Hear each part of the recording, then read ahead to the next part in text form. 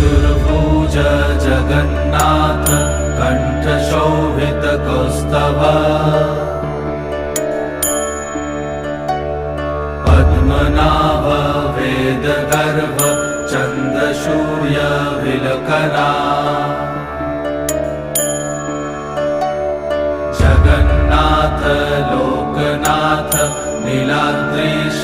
परहरि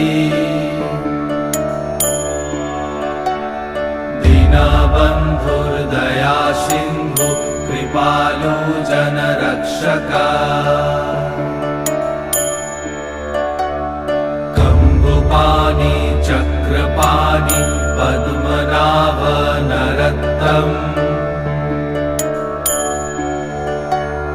जगत्तं पालको व्यापी सर्वव्यापी सुरेश्वर